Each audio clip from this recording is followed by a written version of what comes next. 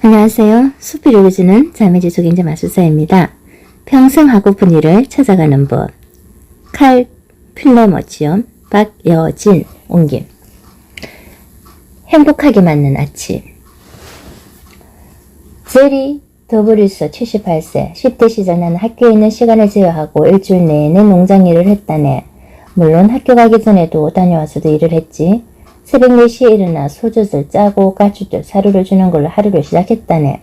아침 7시 반이 되면 학교에 갔다가 3시 반에 수업이 끝나면 통합버스를 타고 다시 집에 왔어. 어두워질 때까지 농장 일을 했어. 아마 그때 자네는 학교로 들어가기 전일걸? 난 고된 노동이 어떤 건지 일찍 깨달았지.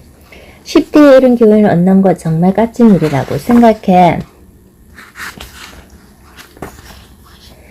노동은 형벌이라는 관념은 원초적인 것인지도 모른다. 선악과를 먹은 후 아담과 이브는 노동이 없던 낙원에서 현실 세계로 쫓겨났다. 신은 그들을 내쫓으며 이렇게 말했다. 나는 헛개서 나왔으니 헛으로 돌아갈 때까지 얼굴에 땀을 흘려야 양식을 먹을 수 있으리라.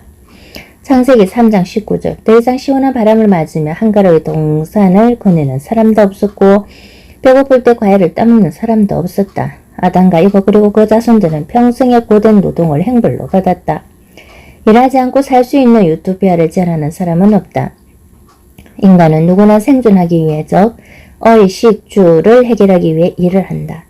인도 뭄바이의 거상부터 맨해튼의 청소부에 이르기까지 하는 일은 각양각색이지만 그 본질은 같다. 시간을 돈과 교환하고 그 돈을 먹고 사는 데 사용한다. 그런데 대부분의 사람들에게 일, 즉 직업은 단순한 생계수단 이상의 의미를 지닌다. 직업은 삶의 가장 근본적인 의미이자 목표이고 자부심과 성취감을 얻는 수단이요. 타인과 유대감을 형성하는 도구이다. 또한 정체성의 핵심 요소이기도 하다. 현대인이 노동을 하는데 보내는 시간은 60년 이상이다. 현대인이 일을 과중하게 한다는 사실을 극명하게 보여주는 통계 자료도 있다.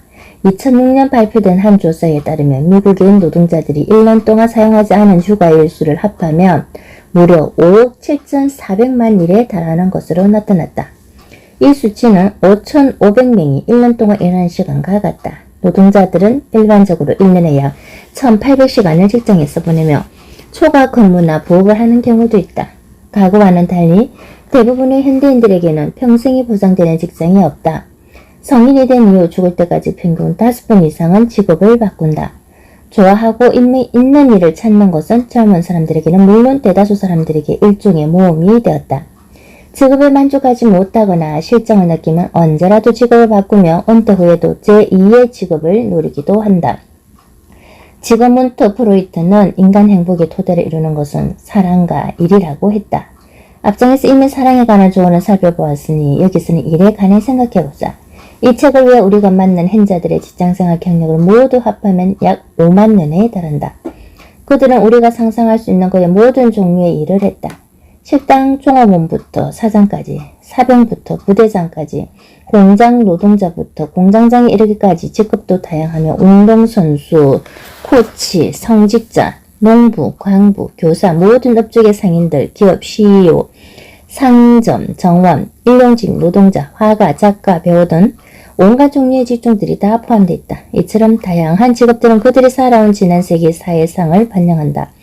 다채로운 그들의 직업만큼이나 그들이 걸어온 길도 다양하다. 외골수를 한 곳에서만 수십 년을 일한 이들도 있고 직장을 여기저기 옮겨 다닌 이들도 있으며 아예 업종을 바꾼 이들도 있다. 또 실직과 고용의 상태를 오락가락한 이들도 있고 양육이나 기타 문제로 직장을 잠시 쉬었던 이들도 있다. 예술이나 정치활동이 필요한 비용을 충당하느라 평생 파트타임 일만 해온 이들도 있다. 자신의 직업을 진심으로 사랑했던 이도 있고 그런 데는 신경 쓰지 않고 묵묵히 일만 해온 이도 있으며 직업을 통해서 뒤늦게야 삶의 행복을 찾은 이도 있다.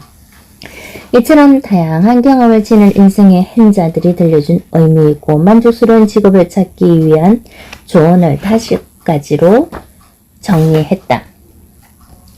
즐거움이 최고의 보상이다. 1000명에 달하는 hen자들로부터 직업에 관한 이야기를 듣고 난 후 나는 내가 가르친 학생들이 가장 중대한 삶의 미포는 큰 돈을 버는 것이라고 말할 때마다 몹시도 민망하고 부끄러웠다. 교수로서 듣기에 학생들의 목표는 슬프도록 획일적이었다. 저는 철학을 정말 좋아하지만 경영 쪽이 아무래도 전망이 없는 것 같아요. 그래서 경영을 배워볼까 해요. 혹은 저는 요리를 좋아하지만 요리로는 먹고 살기 힘들 것 같아요. 그래서 의예과를 택했어요. 이처럼 훌륭한 교사, 사회운동가, 예술가든 무엇이든 될 수 있는 전도 유망한 수많은 젊은이들이 오로지 돈벌이를 목표로 전공을 선택하고 모든 관심을 접어두고 취업 준비에 매달리며 임금과 보너스의 유혹에 굴복해 직장을 선택한다. 내가 만난 인생의 현자들은 이렇게 천편일률적인 취업 방식의 문제를 제기한다. 수명을 거의 다 누리고 생의 끝에 서 있는 그들의 눈에는 그런 선택이 가져올 결과가 훤히 보이기 때문이다. 그들은 돈보다는 진심으로 즐거운 시간을 보낼 수 있는 직업을 선택하는 것이 훨씬 낫다고 말한다. 그렇다고 그들이 누구나 배고픈 예술가가 되어야 한다고 주장하는 것은 결코 아니다. 다만 그들은 물질적 보상 때문에 직업을 선택한 사람들은 언젠가 삶을 되돌아보며 내가 뭘 하고 살았지 하고 해안 어린 자문을 하게 된다는 사실을 경험으로 알고 있을 따름이다. 누구나 먹고 살려면 돈을 벌어야 한다. 하지만 인생의 현자들은 주말이나 휴가만 목을 빼고 기다리는 삶보다는 돈을 조금 덜 받아도 좋으니 즐길 수 있는 일을 하는 것이 훨씬 더 바람직하다고 강조한다. 그리고 좋아하는 일을 하려면 조금 부족하게 사는 것은 감수해야 하며 이는 지극히 당연한 것이라고 거듭 말한다. 밀리 브래드필드 83세는 매우 건강한 사람이다. 평생 운동을 한 사람답게 박력이 넘친다. 그는 운동과 관련된 직업을 예로 들었지만 그의 말은 모든 분야의 직업에 해당되는 내용이었다. 난 말이야 고등학교 다닐 때 축구, 농구, 야구 할 것 없이 운동이란 운동은 다 했어. 대학도 체육 특기생으로 들어갔지. 대학 졸업 후 나는 여러 학교들을 다니며 코치직을 맡았고 마침내 대학에서 코치 겸 감독 자리를 맡게 되었어. 그리고 30여 년간 6개 대학을 거치면서 그 일을 했지. 내가 좋아서 한 일이지 돈 때문에 한 건 아니었어. 젊은 친구들에게 이 말을 꼭 해주고 싶네. 사랑하는 일, 잘할 수 있는 일, 행복한 일을 찾게. 돈 때문에 직업을 선택해서는 안 되네. 나는 돈을 얼마 벌지 못했어. 30년 동안 내가 얼마를 벌었는지 말하면 다들 못 믿을걸?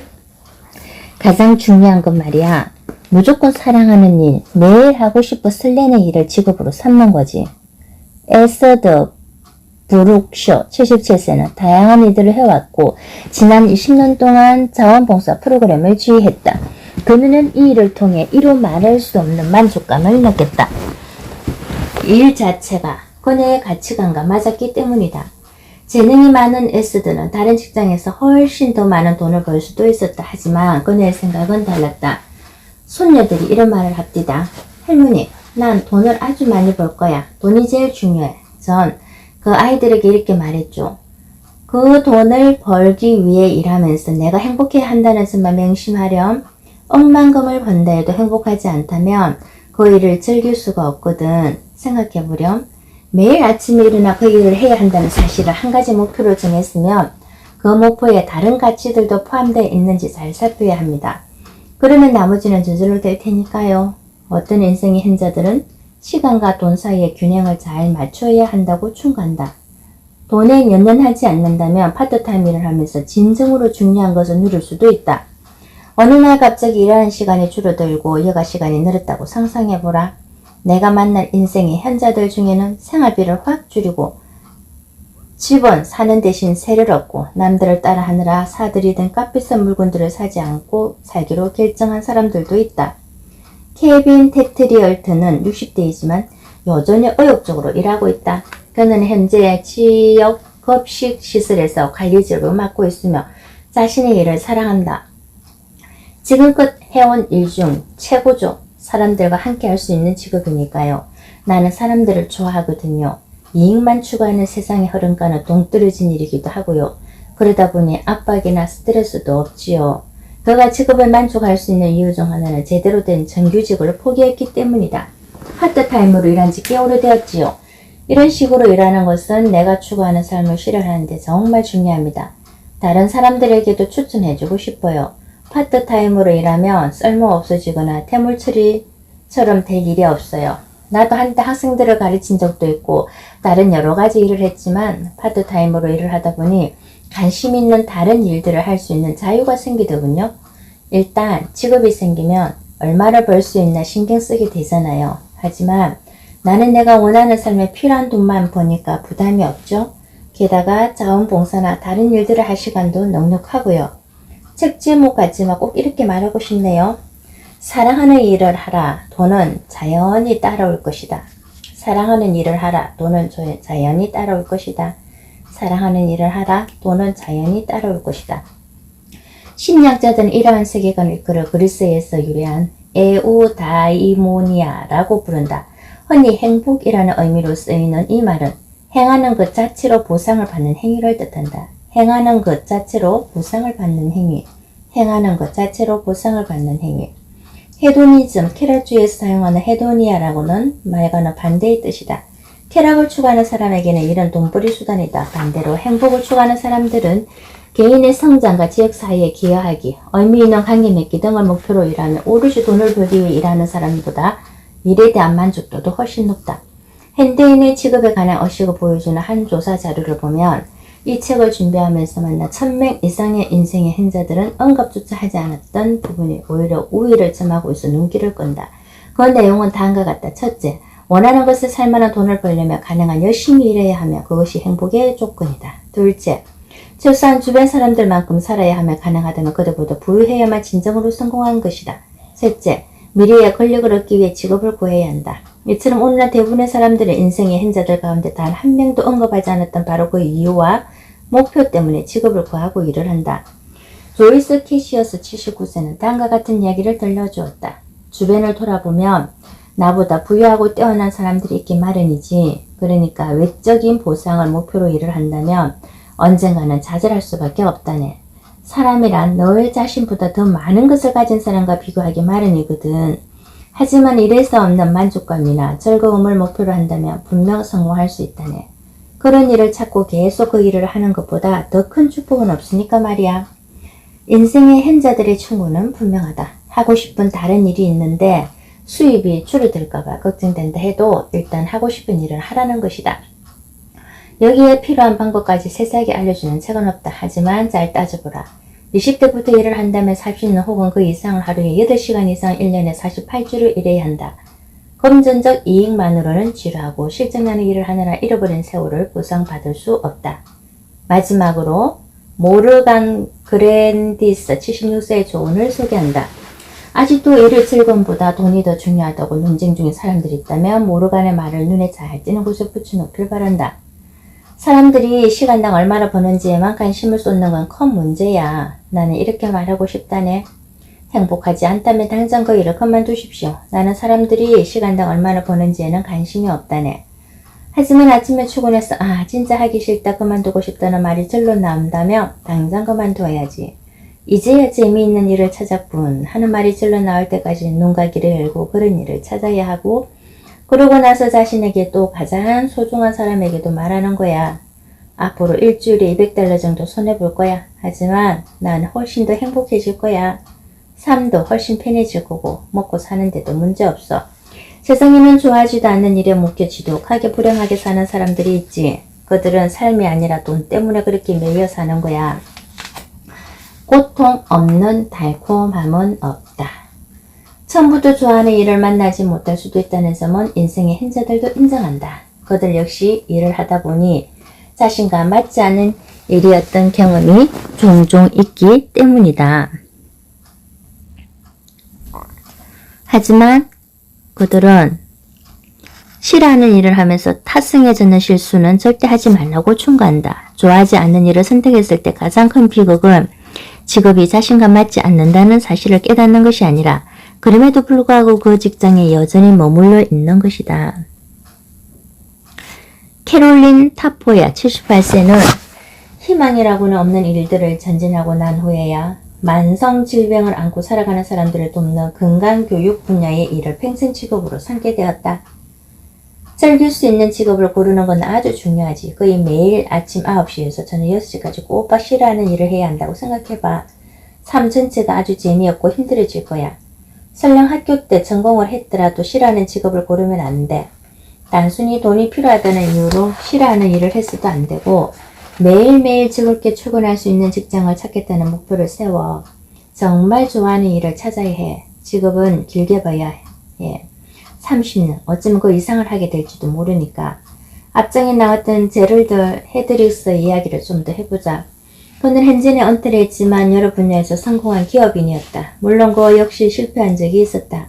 하지만 그는 의류나 부동산 등 몇몇 분야의 사업에서 뛰어난 수완을 발휘해 큰 성공을 거뒀다. 그는 81세의 나이에도 여전히 자선기관의 임원직을 맡고 있으며 젊은 기업가를 상대로 경영 수업도 하고 있다.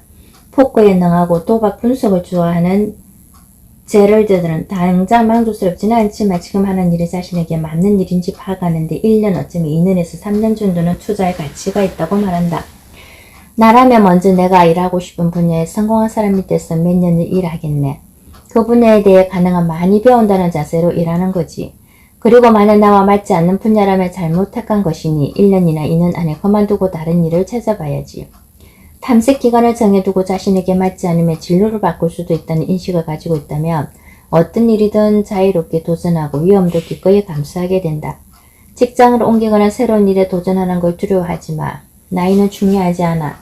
가장 중요한 것은 자신이 어떤 사람인지, 어떤 능력이 있는 사람인지를 발견하는 것이라네. 자신을 검증해보고 필요한 것이 무엇인지 알아내는 시간을 갖는 거야. 그 기간 동안에는 어쩔 수 없이 위험을 감수해야 해. 위험을 무릅쓰지 않으면 삶의 달콤함도 얻을 수 없어. 성공에는 늘 위험이 따르기 마련이야. 안전하고 좋은 패를 치고 있을 때 오는 게 아니고 말일세. 나 역시 많은 위험들을 감수하며 살아왔네. 그 위험들이 결국 모든 성공으로 이어졌노라고 말할 수 있다면 얼마나 좋겠나? 현실은 그렇지 않아. 그런데 그거 아나? 나는 성공보다는 실패에서 훨씬 더 많은 것을 배웠다네. 물론 자신에게 맞는 직업을 찾기 위해 온갖 노릇을 다 해야 한다는 사실이 때론 어마어마한 부담이 될 수도 있다. 적성에 맞는 일 찾기를 두려워하지 말라는 말을 실천하기는 어렵다. 직장을 옮기거나 직종을 바꾸는 것은 분명 중요한 도전이다. 그러나 가끔은 삶의 자극이 필요하다. 몇 년 동안 노력한 결과 꿈에 그리던 직업을 갖게 된 인생의 hen자들의 이야기는 여기에 다 소개할 수 없을 정도로 많다. 지금까지 직업 문제로 힘겨운 시간을 겪어왔다고 생각한다면 마틴 샌더슨의 인내심에 관심을 가져보자. 마틴 샌더슨은 좋아하는 일을 찾기 위해 엄청나게 노력했다. 89이라는 나이에 그가 부상으로 얻은 그것을 얻기 위해 투쟁해온 나날들이 그의 첫마디에 고스란히 묻어났다. 나는 미국 역사상 첫 아프리카계 터스키기 에어맨, 미국 역사상 첫 아프리카계 미국인 비행 조종사들이었네. 1940년대 초반 군대는 매우 배타적이었으며 특히 공군은 흑인의 입대를 아예 허용하지 않았다. 만약 당신이 젊은 흑인이라면 그리고 평생의 꿈이 조국의 하늘을 지키는 것이라면 어떻게 하겠는가. 터스키기 에어맨 조종사들은 불가능을 어떻게 가능으로 바꾸는지 보여준 이들이다. 그들은 끊임없는 인종차별에도 불구하고 미국 군대 최초 아프리카계 미국인 조종사가 되었으며 위대한 용기로 비행, 임무를 수행하며 독일 비행기를 물리쳐 많은 훈장까지 받았다. 그럼에도 터스키기 에어맨 조종사들은 군대 내에서 어마어마한 인종차별과 편견을 견뎠다. 마틴도 마찬가지다. 어릴 적부터 나는 공군 조종사가 되고 싶었어. 비행기를 보기만 했지 타본 적도 없었지만 대승을 가로지르는 린드버거 1927년 뉴욕에서 파리까지 대서양 무착륙 단독 비행에 최초로 성공한 미국 비행사. 이야기를 듣고 희망을 품었어. 경제 대공황기라 돈 한 푼 구경하기 힘든 시절이었지만 나는 꼬박꼬박 저쪽으로 해서 장난감 가게에 모형 비행기를 사러 가곤 했지. 정말 간절히 나고 싶었다네. 1941년 미국이 2차 대전에 참전했을 때 나는 조종사로 입대해 조국을 위해 싸우고 싶었지. 그런데 거절당했어. 단지 흑인이라는 이유만으로 말일세. 흑인에게 비행훈련을 시킬 만한 시설을 갖춘 부대는 없다고 하더군. 나처럼 조종사가 되고 싶지만 흑인이기 때문에 입대를 거절당한 비슷한 처지의 사람들이 꽤 있었지. 호텔 진꾼이었던 나는 하는 수 없이 다시 하던 일로 돌아갔다네. 그러다가 흑인들에게 비행훈련을 시켜준 학교가 생긴다는 소식을 듣고는 다시 응시했어.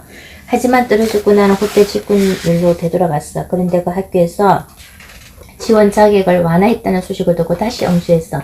결국엔 붙었지. 운이 좋았다네. 이후 나머지 시험은 일사천리로 합격했고 흑인 27기수로 졸업했네. 1940년대 군복무를 하기 위해 마틴에게는 용기와 추진과 인내가 필요했다.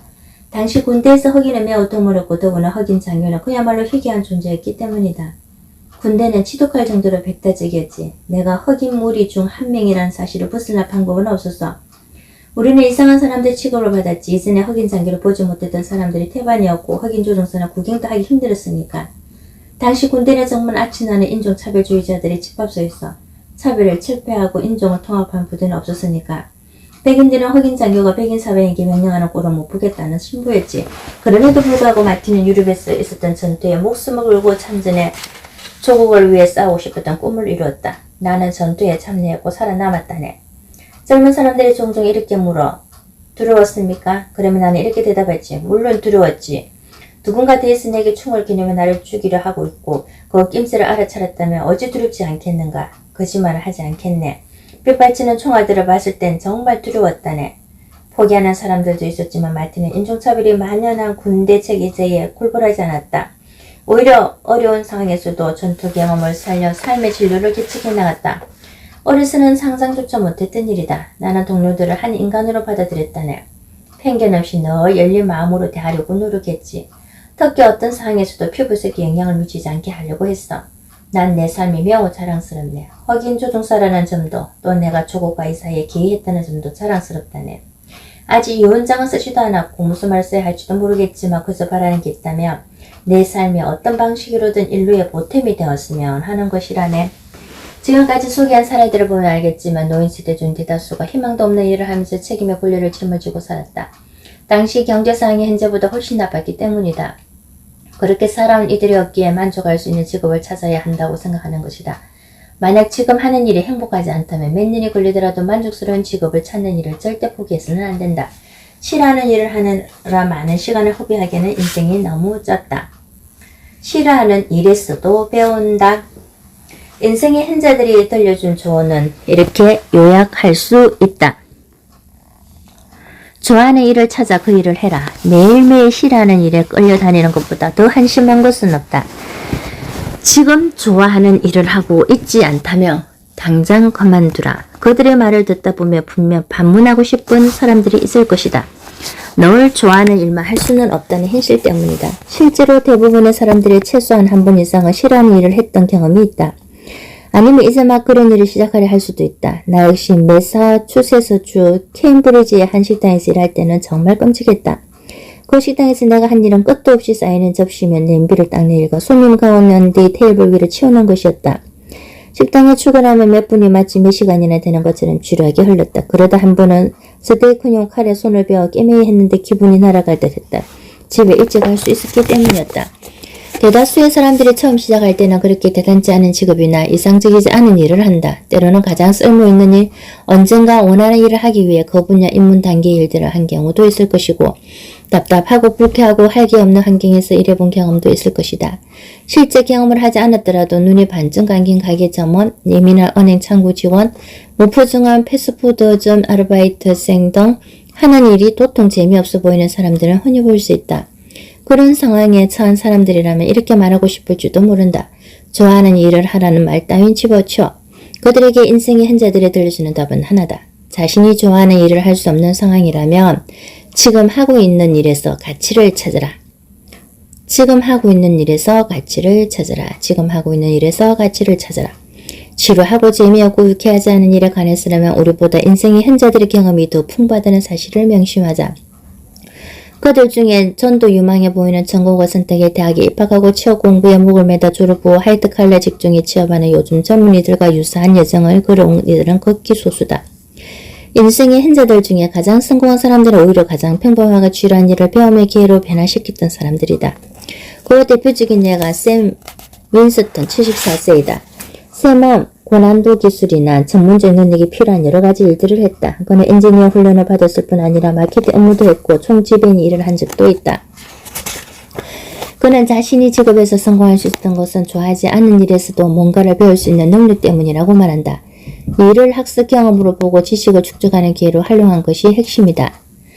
젊은 사람들에게 꼭 들려주고 싶은 중요한 말이 있다네. 어떤 일을 하든지 그 일을 좋아하든 싫어하든 모든 일에서 배울 점이 있다는 거야. 거기서 배운 것들이 훗날 어떤 가치를 발휘할지는 아무도 몰라.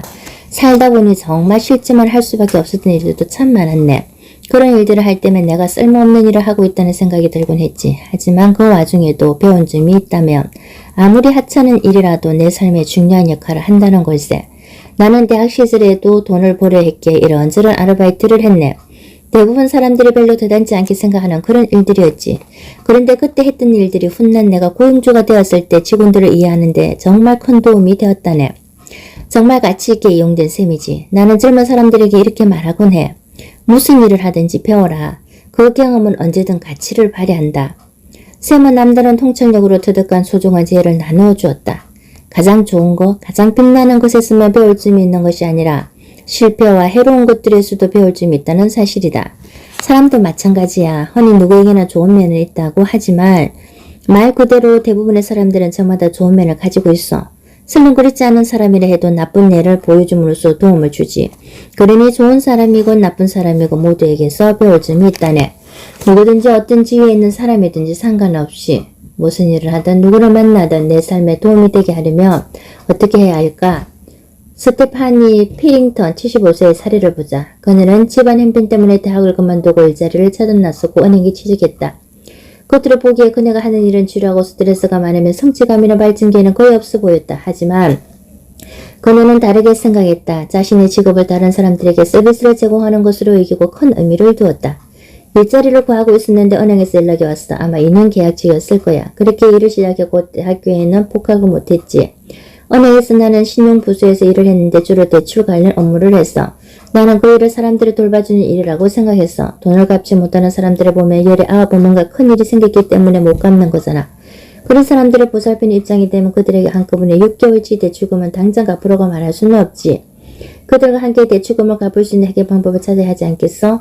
그 사람들도 알고 보면 다 좋은 사람들이거든. 그 사람들이 자리를 잡게 되면 은행도 다시 그 사람들과 거래를 할 수 있으니 회사에도 이익이지. 한 번은 상사가 고개를 가우그리며 말하는 거야. 도무지 이해를 못하겠네. 간부회의 시간이 지선장님이 한 고객 편지를 내게 주는 거야. 우리 부수 직원들을 칭찬하는 내용이었어. 고객들이 대출금 횟수 부수를 좋아할 리가 없는데 말이야. 하지만 고객도 우리를 좋아했지. 우린 그들을 돕는 방법을 찾았거든. 인생의 현재들이 제시하는 또 다른 방법은 설사 별 볼일 없는 직업에 종사하더라도 자신이 맡은 일을 훌륭하게 잘해내라는 것이다. 지루하고 권태로운 일이라고 해서 계속 무관심한 태도로 일을 하면 점점 그런 생각만 강해질 뿐이다. 해결 방법은 주인의식과 그 일을 더욱 발전시키려는 태도다. 조지 빌라바 79세는 고등학교도 마치지 못했지만 자신이 하는 일에 매우 만족하며 산다. 그는 어떤 직업이든 최선을 다해야 하는 이유를 분명하게 알려주었다. 아마 그의 말을 듣고 나면 지금 어떤 일을 하고 있든 더욱 자신감이 생길 것이다. 건축 현장에서 일할 때인데 나와 다른 한 사람이 용접 일을 맡아 했어. 그런데 모든 사람들이 그 사람보다 내가 용접한 것을 훨씬 더 좋아하는 거야. 이유는 아주 간단했지. 바로 자부심 때문이었어. 용접을 얼마나 잘하는지는 중요하지 않지만 지금 하는 일에 자부심이 있느냐 없느냐는 아주 중요하지.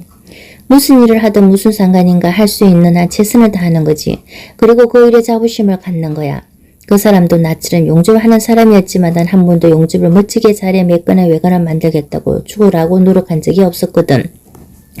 가끔 살아가는데 중요한 지침을 한마디로 깔끔하게 정리해주는 인생의 현재도 만나게 된다. 키스 쿤 74세. 그런 사람이었다. 키스는 최악의 직업조차 도움이 되도록 활용해야 한다고 강조했다. 그는 경영 컨설턴트로 조직 문화를 개선하고 직원들에게 동기부여를 해주는 업무 환경을 제안하는 일을 주로 했다. 그가 자신의 경험을 토대로 제시한 조언은 무슨 일을 하건 일하는 동안 배울 수 있는 만큼 배우라는 것이다. 직장생활을 하면서 그 일이 힘들다는 사실을 알게 된다면 어떻게 할 텐가? 어떻게 하면 그 일이 내게 도움이 되겠나? 직장생활에서 겪는 모든 것들이 다 배움의 기회라는 사실을 명심하게. 또 상황 파악도 잘해야 하네. 직장생활의 목표는 끊임없는 배움이라네. 무슨 일을 하든지 상관없어. 훗날 삶에서 활용할 수 있는 것들을 배울 수 있을 테니 말이야. 아마 많은 사람들이 이렇게 말할 거야. 글쎄요. 제가 하는 일은 너무 지루해요. 도통 배울 곳이 없죠. 그래도 뭔가 배울 곳을 찾아야 해. 일을 하면서 늘 배울 기회를 찾고 지식을 차곡차곡 쌓아봐. 기회를 그냥 날려버리지 말게. 의식적으로 배우려고 노력해야 그 지식을 활용할 수 있다네. 지금 하고 있는 일이 있다면 반드시 거기서 뭔가를 배우게. 거울이 아니라 창밖을 보라. 거울이 아니라 창밖을 보라. 나는 기업과 정부를 상대로 컨설팅 업무도 하지만 대부분의 시간을 동료 학자들과 연구에 몰두하며 학문의 세계에 빠져보낸다. 흔히 나 같은 학자들은 지적 엘리트의 계급이라고도 생각한다. 인간관계는 무능하지만 공부에는 익숙한 공부 중독자들이 성공할 수 있는 분야라고 말이다. 하지만 정말 그럴까? 성공한 듯 보이는 동료가 있었다. 그는 늘 활기가 넘치고 열심히 일했으며 자신의 분야에 관해서 거의 백과사전에 가까운 지식을 보유했다. 그는 최고 권위의 과학 전문지에 글을 실었고 10만이 넘는 기관들로부터 연구비를 지원받았다. 어느 날 그는 다른 경쟁 대학에서 일자리를 제안받았는데 그것을 이용해 현재 대학에서 자신의 위치를 더 높이기로 결심했다. 그는 학과장에게 가서 다른 대학에서 자신에게 제시했던 조건과 연봉만큼 인상해주고서 요구했고 학과장은 그가 속한 학부 교수단에게 승인을 요청했다. 그런데 정말 놀랍게도 학부 교수단은 그의 만장일치로 승인을 거부했고 그는 다른 곳으로 가게 돼 상황에 내몰렸다. 사실 그는 진심으로 다른 학교로 가기를 원했던 것은 아니었다. 왜 그런 일이 생겼을까?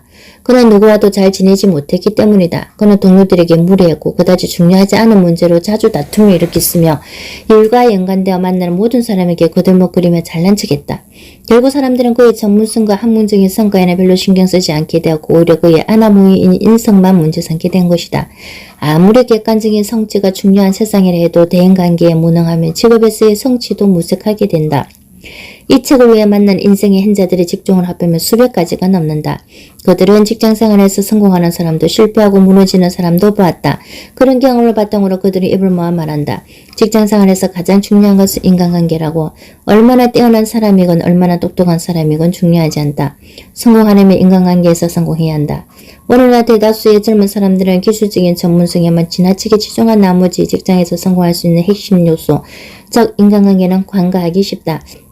직장생활에서는 타인의 감정에 공감하고 타인을 생각해주고 타인의 말을 잘 듣고 갈등을 해결하는 기술 등이 가장 중요한 밑바탕이 된다. 엔지니어로 일했던 에드워드 호란 72세 역시 직장생활에서 인간관계의 중요성을 강조한다. 성공한 다른 인생의 현재들과 마찬가지로 그는 직장생활을 잘하려며 부하 직원, 동료, 상사들과 공감대를 형성하는 능력을 개발하는 것이 중요하다고 강조한다. 어떤 일이든 혼자가 아니라 다른 사람들과 함께 일한다는 점은 다 똑같다. 이래서 기술적인 능력도 중요하지만 다른 사람과 어떻게 지내는지도 그에 못지않게 중요해. 자신이 일하고 있는 분야와 관심 분야를 잘 아는 것도 중요하지만 다른 사람들에 대해서도 그만큼 잘 알아야 한다는 점을 강조하고 싶네. 사람들이 모두 내 생각과 같지는 않다 보니 나 역시 좌절한 적도 많지. 하지만 나를 믿게 하려면 다른 사람들의 의지를 거스르면서까지 그들을 설득하기보다는 그저 그들과 잘 지내는 것이 훨씬 더 중요하다네. 그게 바로 내가 직장생활에서 배운 교훈일세. 셀리 도날드슨 67세는 전적 인력 서비스 업체에 입사했다. 그는 역지사지 관점에서 타인을 이해하려는 노력을 해야 한다고 말한다. 내가 모든 것을 다 알 수는 없어. 대신 나는 질문하는 법을 배웠지. 다른 사람과 잘 지내려면 모든 문제를 그 사람 입장에서 생각해 볼 줄 알아야 해. 나는 회사 임원회 때 참석자들에게 자신의 입장과 반대 입장에 서서 토론하게 했어. 보통 자기 관점에서만 문제를 보기 마련이거든. 하지만 상대 입장에서 생각해보는 자세가 필요해. 레리 타이슬 86세는 군 복무 시절 인간관계의 중요성과 그 기술을 온몸으로 체득했다. 2차 대전이나 한국전쟁에 참전했던 이들은 처음에는 주로 같은 지역 출신끼리 한 부대에 소속되는 경우가 많았다. 그러다 갑자기 정신을 차릴 수 없을 정도로 다양한 지역 출신의 다양한 사람들과 함께 있게 되었다. 레리는 전쟁에 참전했을 당시의 경험을 다음과 같이 말해주었다. 막 입대했을 때만 해도 나는 시골 출신의 어린 소년이었지. 몸은 생처럼 고분고분하게 자란 그런 아이였어. 우리 가족은 마을에서는 명방이었고 존경받는 가족이었어. 그런데 해군에 입대하고 나니 나도 애송이 중 한 명에 불과하더군. 나는 다른 사람들과 잘 지내는 방법을 배웠지. 그리고 그것이야말로 내 삶에 가장 큰 도움을 주었네. 비좁은 배 안에서 살려면 다른 사람들하고 잘 지내는 길 외에 다른 방도가 없거든. 게다가 이전에는 한 번도 만나지 않았던 사람들이잖아. 나는 다른 사람들을 받아들이는 방법을 배웠지. 굳이 그럴 필요가 없게 구실을 주는 사람은 아니라면 말이야. 그 사람이 누구건 어떤 사람이건 무슨 일을 하는 사람이건 신경 쓰지 않아. 적군이 아닌 이상 괜찮아. 직장생활에서 필요한 것도 바로 이거야. 사교성이 있게 직장 동료들과 잘 지내는 것이 정말 중요하지. 요즘은 직장을 옮겨 다니는 경우가 흔하다. 심지어 새로운 직업을 찾아 다른 나라로 가기도 한다. 하지만 팀 버커 87세는 달랐다. 그가 살아온 이야기를 들어보자.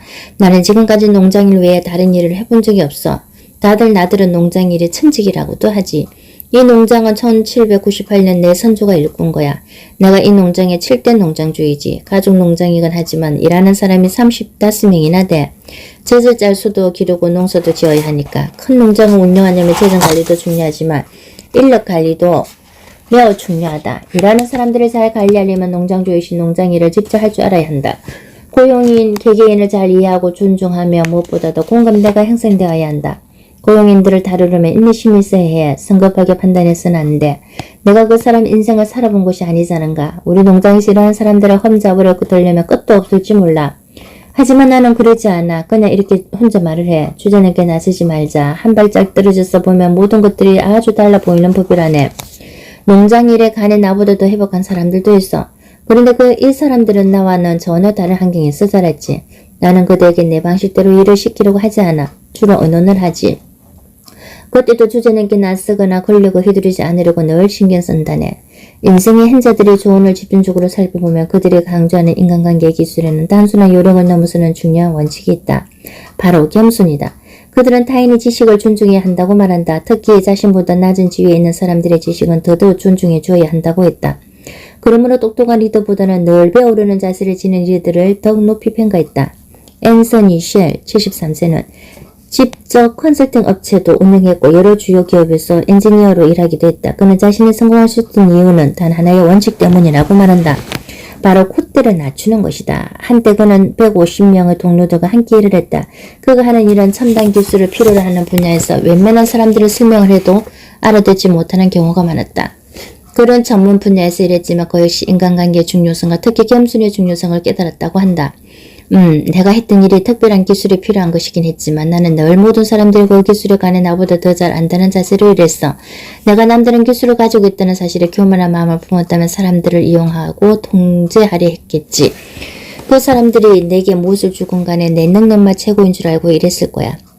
제임스 고 77세는 예수의 수사로 아주 오랫동안 학교 행정관으로 일했다. 직업과 인간관계에 대한 조언을 들려달라는 요청에 그는 잠시 생각에 잠긴 듯 하더니 말문을 열었다.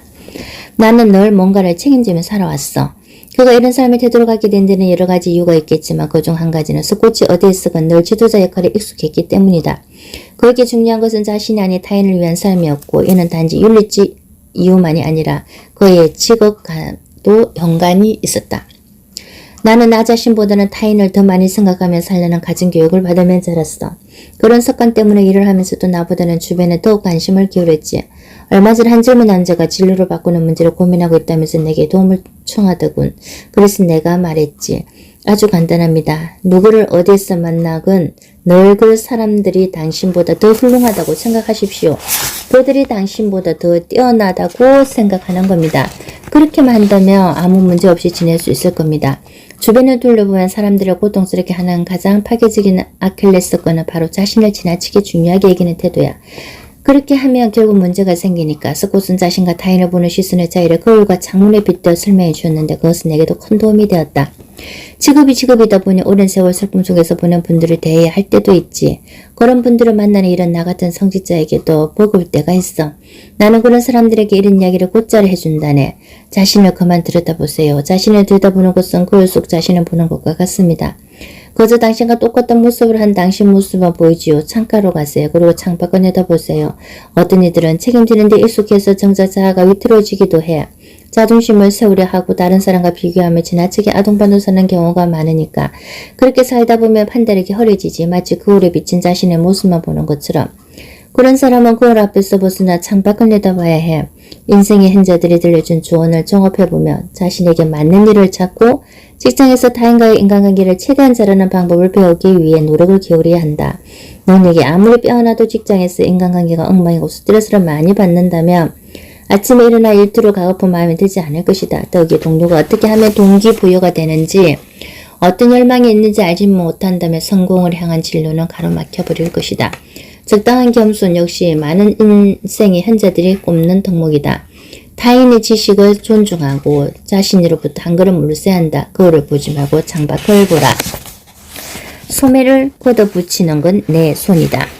만약 한치의 오차도 없이 짜인 일정에 맞춰 일을 처리해야 한다면 어떨까? 쉬는 시간도 정해져 있고 업무나 업무 순서를 바꾸며 비난을 면치 못한다고 생각해보라. 그런 다음 이번에는 해야 하는 일이 똑같지만 임금이 낮은 밤에 일정을 자유롭게 조정할 수 있는 경우를 생각해보자. 무사히 제 시간에 끝내기만 한다면 자유롭게 계획을 세울 수 있고 원할 때만 쉴 수도 있다. 물론 가정이나 다른 이들의 일정에 맞춰 업무 순서나 일정도 변경할 수 있다. 업무를 더 발전시킬 수 있는 아이디어가 있다면 환영받을 것이고 배너를 만들어낼 수도 있으며 회사에 필요한 존재라는 강한 믿음을 얻게 된다.